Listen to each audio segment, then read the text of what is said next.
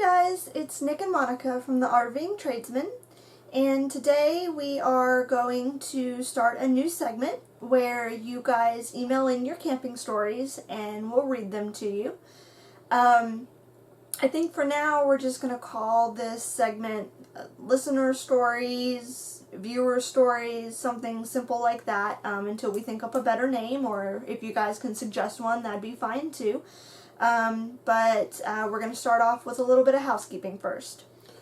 As always, guys, like the video, share, comment on the videos. Comments are super important. They let us know what direction that we need to go in, what you guys like, what you guys don't like, and really just how to improve the show so that it's more enjoyable for everyone. If you guys don't know, we have a Facebook group. We encourage everybody to join in on the Facebook group. Keep using that Amazon link. That's in the description of every video, and it's also on the Facebook group. That really helps us to get better equipment. We recently got a much better tripod than the one that we had before. So that helps. It doesn't cost you guys anything extra. It's just the extra step of having to click the link beforehand. So if you guys could do that for us, we appreciate it. And we also have now brand new hot off the press stickers. If you guys would like some stickers, a lot of people have been asking me how much they are. Guys, we're not charging for these. We don't have, like a lot of pull or anything like that. I mean, I would end up with a lot of leftover stickers, I think, if I was charging for them. So, but if you guys want one, just email your address to the thervingtradesman@gmail.com, and that'll be in the description as well. I'll make sure that Monica puts it in there. And I think that's everything we've got. We're going to do the intro real quick, and then when we come back, we're going to get right into our story.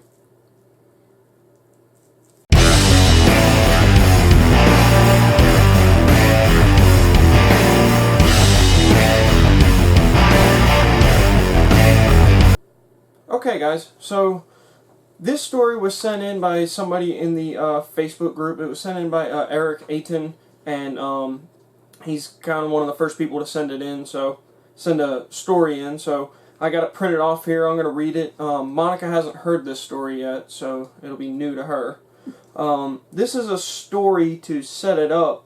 Eric was getting ready to leave for a camping trip, and it was getting ready to rain. He was getting alerts on his phone saying that it was going to rain, so he was trying to hurry up and get hooked up and get going down the road. So okay. See, I'm already intrigued because Nick and I have set up and broken down in the rain before, and it is one of my nightmares. I hate being soaking wet. So I'm already worried for Eric.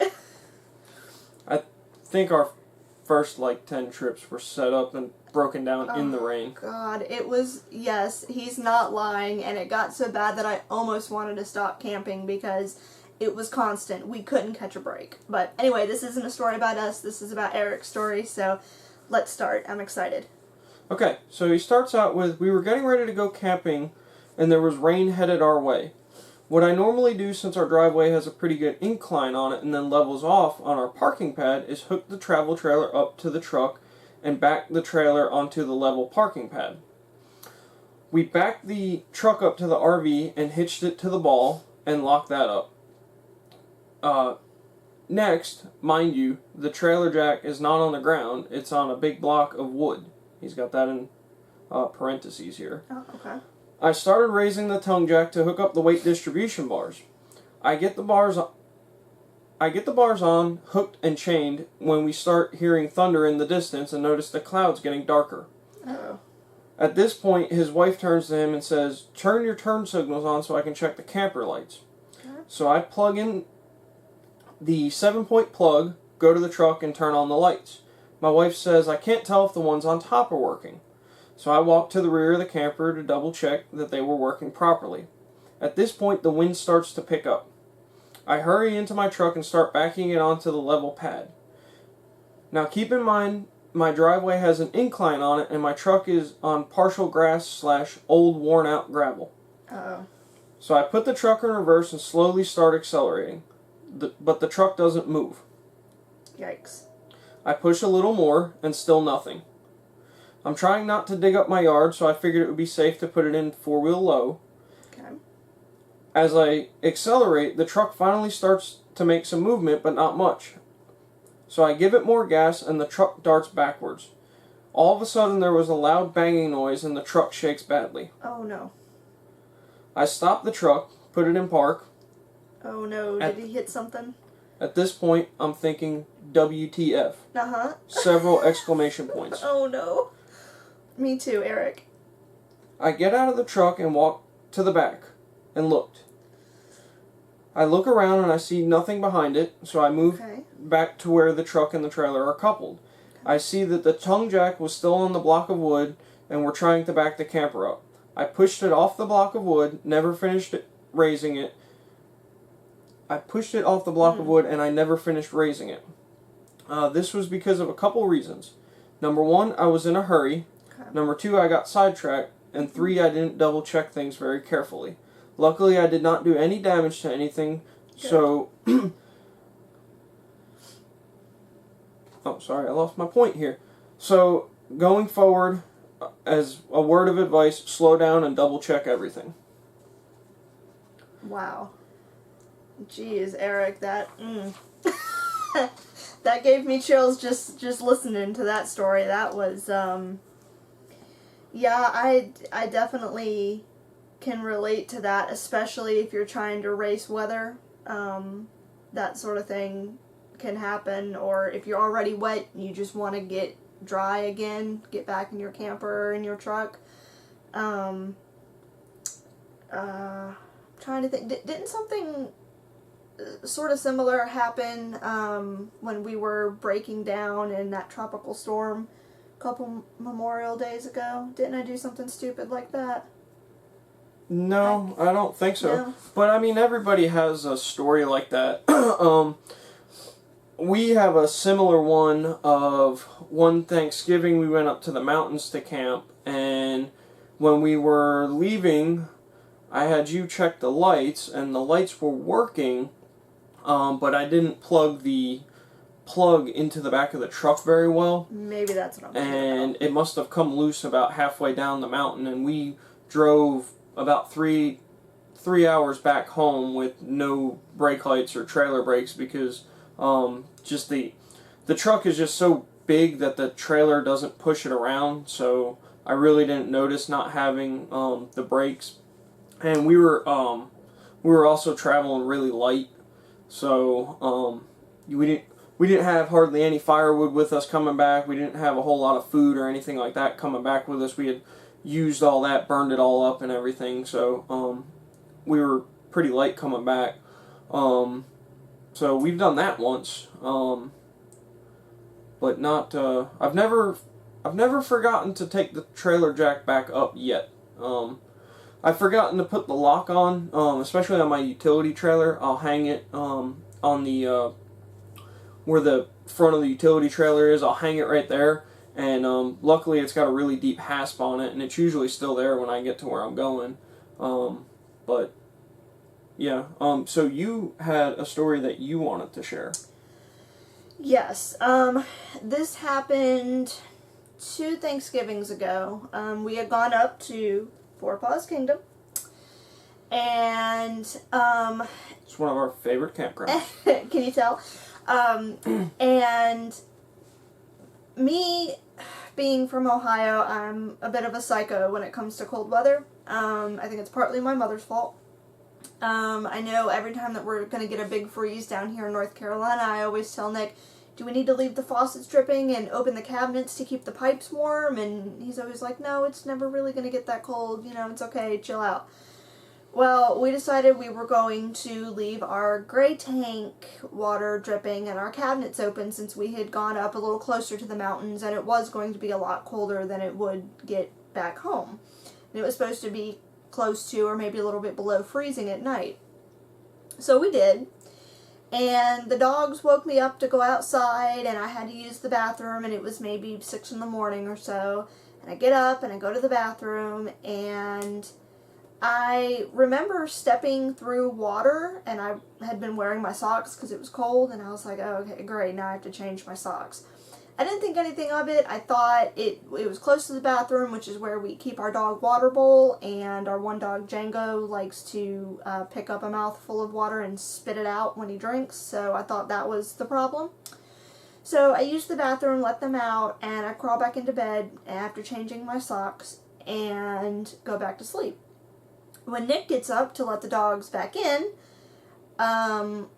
he notices that there is water practically everywhere. My clothes on the floor from the night before are soaked, my purse is soaked, my leather jacket is soaked, everything that we had on the floor was soaked. Our gray tank had overflowed because we had showered and did dishes and cooked and everything the night before, and there was no room for us to be allowing our pipes to drip overnight. And I had to gather up all of my clothes and take them to the little laundry area that Four Paws had. Thank goodness they had that. And we had to dry my clothes and everything else. We had to hang my jacket out to dry, and it was very much a mess. Definitely a lesson learned, and a lesson for me that I need to be less psychotic about pipes freezing. So. Well, see, what the plan there was for me to leave the gray, because we had a full hookup. So I was planning to leave the gray water open overnight and just let it have a continuous stream draining through. And I never went outside and opened the gray valve on the camper. So yeah, we woke up and there was water just everywhere. That's what you wanted. That's what you want to wake up to on Thanksgiving morning. Exactly that. You know, it was fun. It was, yeah. No, it wasn't fun at all. Yeah, we basically had to sweep and mop the camper. Not the kitchen, the camper, and luckily it hadn't flooded too bad. And I think, do we have a space heater then that we were able to try to dry some of the stuff? Or? Yeah, we had to use the space heater to dry everything out and run the heat. And it was not what I was planning on doing Thanksgiving morning, but that's what we ended up doing. Definite lesson learned. If you're going to do that, make sure your tank is open on the outside so the water has somewhere to go instead of onto your floor. Just buy a heated water hose. Or that. Or that. So if they wanted to send their story in, what kind of stories are we looking to get?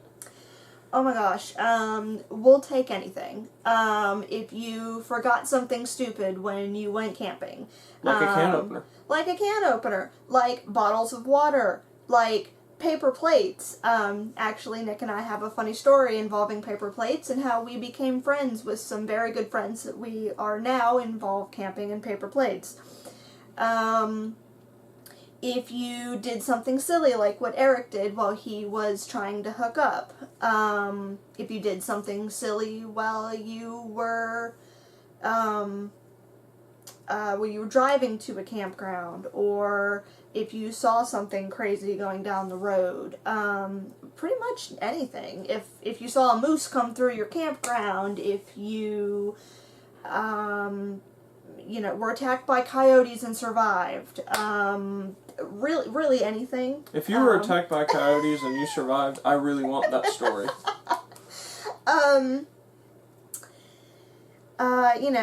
If you had to break down in a tropical storm like Nick and I did. And it doesn't have to be camping either.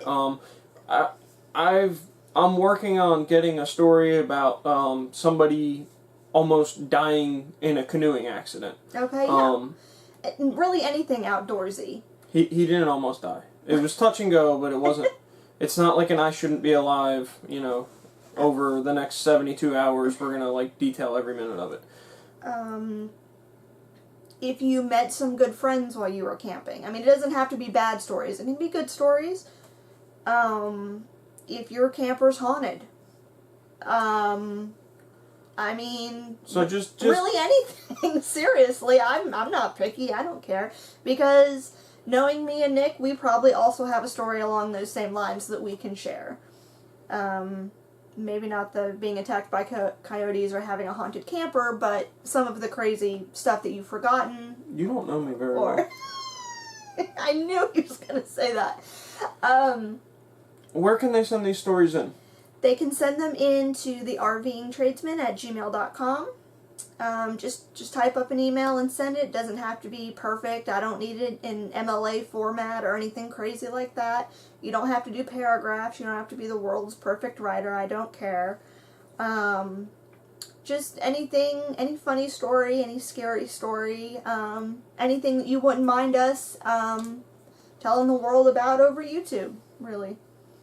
And you can remain anonymous, or we can use your name, or however you want to do that stuff. We are not picky at all, and I think that's all that I have. Is that all that you have?